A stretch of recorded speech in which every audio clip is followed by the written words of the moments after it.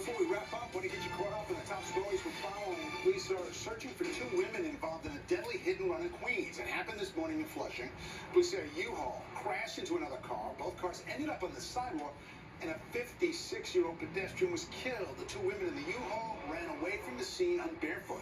And officials in Suffolk County are calling on FEMA to provide federal funding to clean up the mess left behind by weekend storms. The flooded dams, roads, and swollen rivers are being called an ecological, environmental, and economic disaster. The country says more than $50 million of damage was done on Sunday. And it's day 2 of the Democratic National Convention. It's set to kick off in Chicago in just hours from now. Tonight's speaker's schedule headlined by former President Barack Obama and former First Lady Michelle Obama. Both are expected to lay out what it takes for Vice President Harris, the right choice to carry the country forward.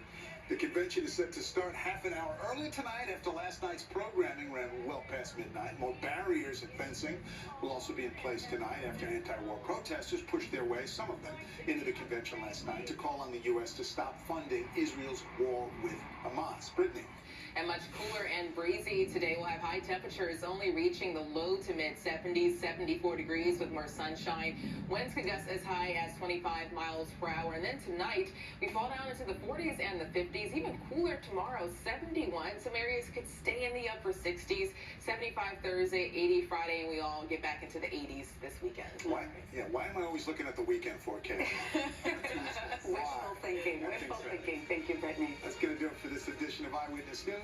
I'm David Navarro. And I'm Tanya Rivero. For the entire Eyewitness News team, thank you for watching. Make sure you're back this afternoon for Eyewitness News at 4, and we're always on at ABC 7 NY. Have a great afternoon.